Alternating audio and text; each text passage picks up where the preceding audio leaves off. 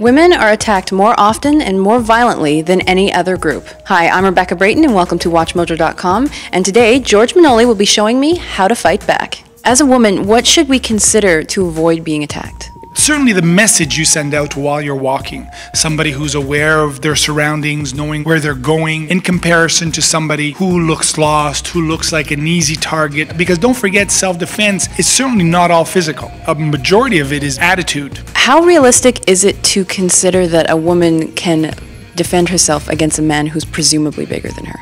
Everybody, no matter who you are, how small, how weak, each one of us has this volcano in us. If you are in that mindset where you mess with me, you're going to pay a price, it really makes no difference your size, your strength. Can you just outline some common scenarios that a woman might encounter and that you might teach in a self-defense course? We have scenarios where we actually go on a date rape, where I try to force myself upon them. Then we do stuff like the majority of time, standing up, the guy attacks you, wants to bring you into his car. Then we do stuff on the ground where we're standing, brought to the floor, and what to do when the guy has you on the ground trying to spread the legs. Then we also take the students outside. Because, you know, fighting in a sweatsuit is wonderful, but what happens if you have a coat on and gloves and boots? So we try to make it as around the person's natural environment as possible in a course setting. So we're gonna have the honor and pleasure of attacking you.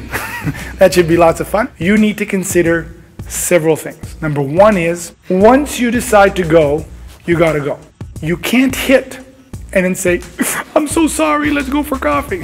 Also, when you're hitting, you need to yell, no, no, no, no. Beautiful. Because yelling, of course, is gonna attract attention, but most importantly, it's gonna oblige you to breathe. Next, when you decide to hit areas that are going to hurt subito pronto. We want to go around here and we want to go around here. So the first one we're going to try, very simple technique, using the open hand. Okay, so using the heel of the hand, we are going to go from the shoulder out towards a person's nose. No, no. Good. Second one that we're going to go for is the family jewels.